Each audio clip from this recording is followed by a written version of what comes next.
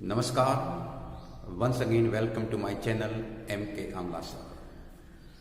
આજે આપણે direct speech અને ઇનડિરેક્ટ સ્પીચ વિશેનો અભ્યાસ કરવાનો છે. First sentence, Modiji said to Yogiji, this is a great victory in UP. તો મોદીજી સેડ ટુ યોગીજી એને આપણે કહીશું reporting speech. This is a great victory in UP એને આપણે કહીશું ડિરેક્ટ સ્પીચ અથવા તો રિપોર્ટેડ સ્પીચ. રિપોર્ટિંગ સ્પીચની વાત કરીએ તો મોદીજી એ રિપોર્ટર છે, બોલનાર છે. સેડ એ રિપોર્ટિંગ વર્બ છે. યોગીજી એ લિસનર છે. સેડ ક્રિયાપદનું ઓબ્જેક્ટ છે, કર્મ છે. મોદીજી એ બોલનાર છે એને આપણે કહીશું રિપોર્ટર. સેડ છે એ રિપોર્ટિંગ વર્બ. યોગીજી છે એ ઓબ્જેક્ટ છે. મોદીજી સેડ ટુ યોગીજી, આ બંને વચ્ચે જે વાતચીત થઈ એને આપણે કહીશું ડિરેક્ટ સ્પીચ અથવા તો reported speech. This is a great victory in UP A direct speech અથવા તો રિપોર્ટેડ સ્પીચ. હવે વાત કરીએ Modiji said to Yogiji.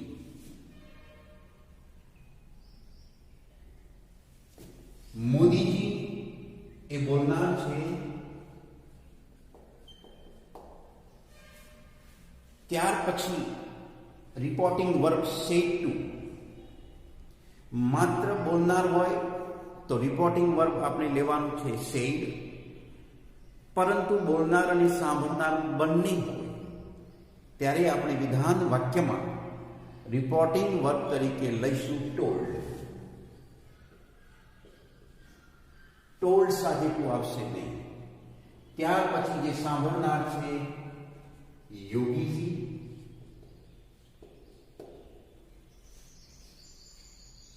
Modiji told Yogiji. હવે આપણે જે ઉપયોગ કરવાનો છે કંજક્શન, સંયોજક.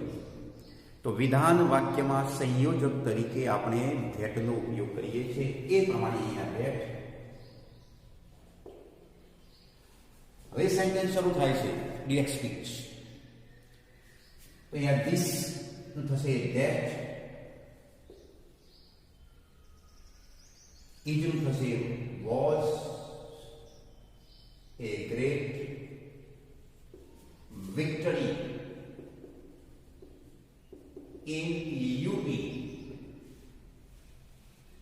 The first sentence નો આન્સર છે Modiji told Yogiji that was a great victory in UP. ત્રણ પ્રકારના આપણે ફેરફાર કરવાના હોય છે.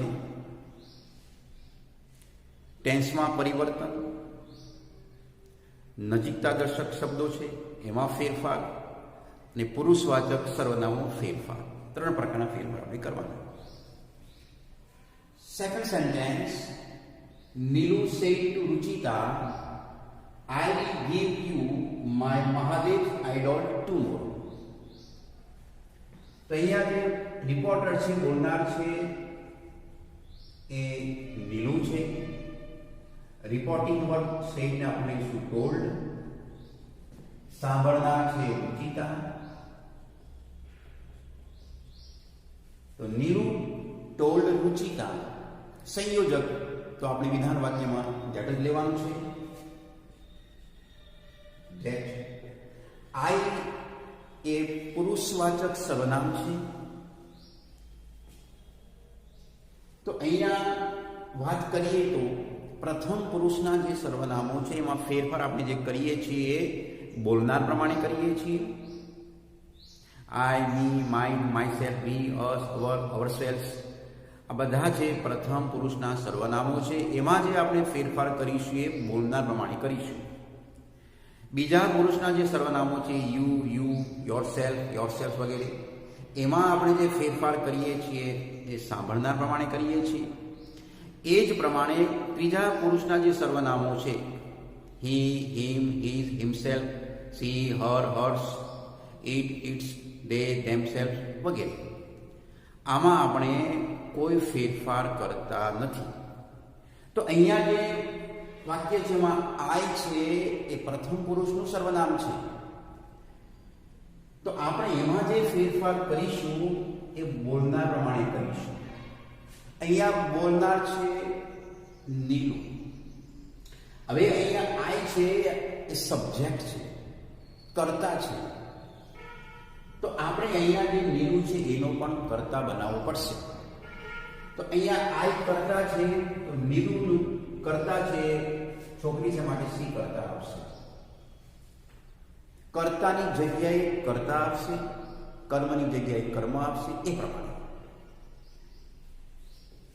વી વત્તા ફર્સ્ટ ફોર્મ, તો વુડ વત્તા ફર્સ્ટ ફોર્મ, વુડ ગીવ. ત્યાર પછી યુ. યુ એ કર્તા પણ હોઈ શકે છે અને કર્મ પણ હોઈ શકે છે. તો વિધાન વાક્યમાં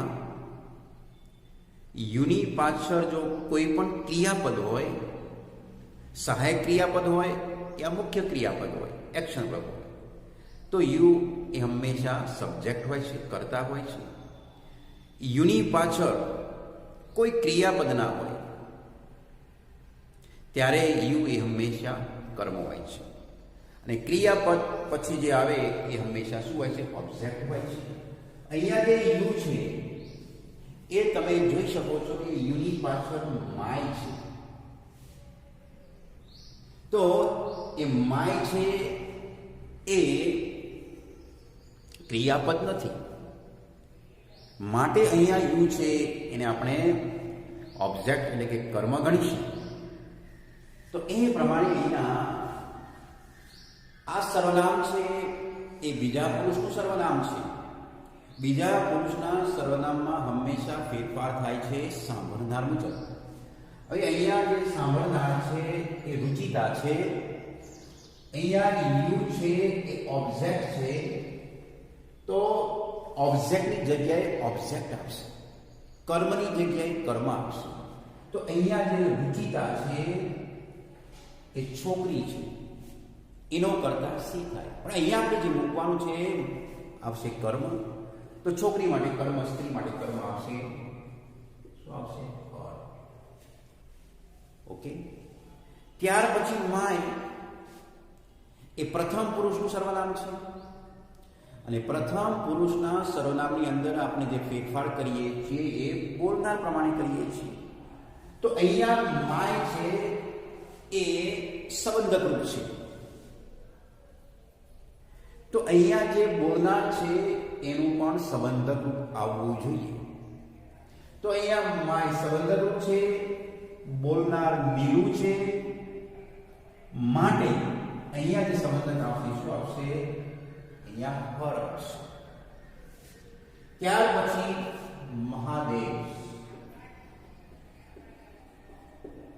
idol, tomorrow, the next day.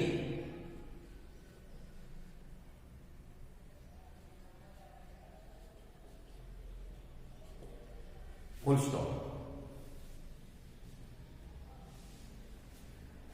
Third number, I say to you, Rahul has his sister's pen. તો અહીંયા આઈ બોલનાર છે, રિપોર્ટર છે, રિપોર્ટિંગ વર્બ સેનો આપણે અહીંયા ટોલ્ડ કરીશું. સાંભળનાર છે યુ. અહીંયા જે બોલનાર અને જે સાંભળનાર છે એમાં આપણે કોઈ ફેરફાર નથી કરવાનો. આપણે જે ફેરફાર કરવાનો છે એ ડિરેક્ટ સ્પીચમાં ફેરફાર કરવાનો છે. અહીંયા આઈ બોલનાર આઈ, રિપોર્ટિંગ વર્બ ટોલ્ડ, સાંભળનાર યુ. સંયોજક તરીકે આપણે આવશે ધેટ. વાક્ય જે શરૂઆત થાય છે રાહુલ હેઝ અને હેવ થશે હેડ. હીઝ એ પુરુષવાચક સર્વનામ છે, ત્રીજો પુરુષ છે, તો આપણે ત્રીજા પુરુષમાં ફેરફાર કરવાનો હોતો નથી. ઇઝનું is sister's pen. I told you that Rahul had his sister's pen. For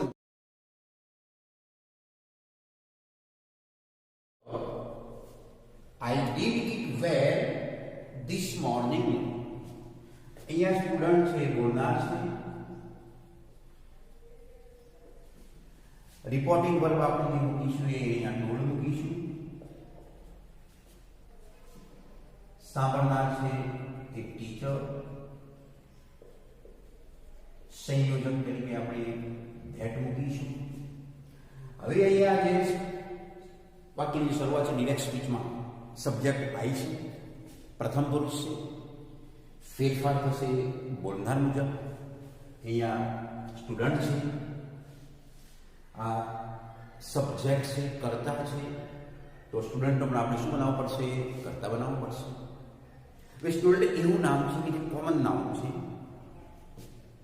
મેસ્ક્યુલિન gender, ફેમિનિન gender. તો અહીંયા આપણે આની જગ્યાએ હી મૂકીશું કે સી મૂકીશું? તો સામાન્ય યાદ રાખજો મિત્રો, જ્યારે કોમન નાઉન હોય, કોમન નાઉન તરીકે જ્યારે એ વખતે, કારણ કે અહીંયા કોઈ નામ છે ને સ્ટુડન્ટ, તો સ્ટુડન્ટ છે એમાં આપણે સામાન્ય રીતે મેસ્ક્યુલિન જેન્ડર પસંદ કરીશું, ફેમિનિન જેન્ડર નહીં. તો એટલા માટે અહીંયા આપણે જે મૂકીશું સ્ટુડન્ટ માટે શું પસંદ કરીશું? હી.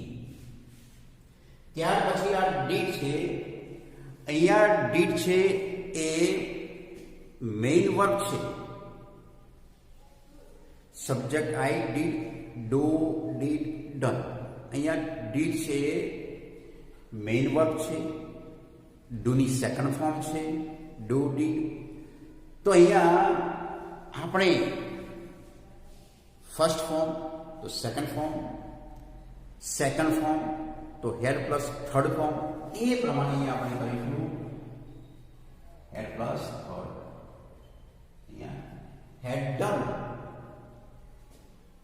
હવે ઇટ છે, ઇટ છે ત્રીજો પુરુષ છે, એમાં આપણે ફેરફાર કરીશું નહીં. ધીસ મોર્નિંગ તો ધીસ નું થશે that,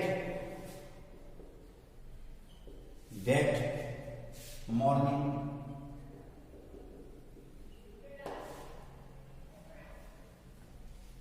Fine number. Mr. Patel said to Mr. Joshi, the guest did not have dinner last night.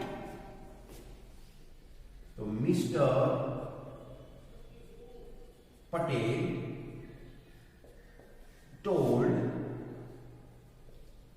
Mr. Joshi. Mr. Patel told Mr. Joshi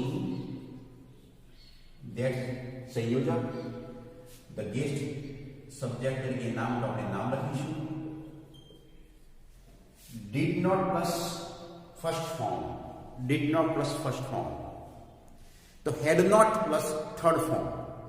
તો અહીંયા આપણે did not એનો આપણે કરીશું had not. did not no had not. હવે જે આ had છે એ had સાથે આપણે થર્ડ ફોર્મ, તો have ની થર્ડ ફોર્મ થશે પાછું had dinner last night.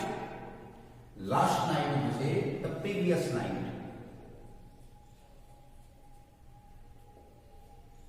the previous night.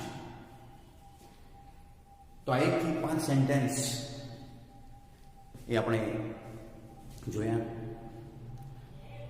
આ વિડીયો આપને પસંદ પડ્યો હોય તો જરૂરથી લાઈક, શેર અને સબસ્ક્રાઈબ કરશો.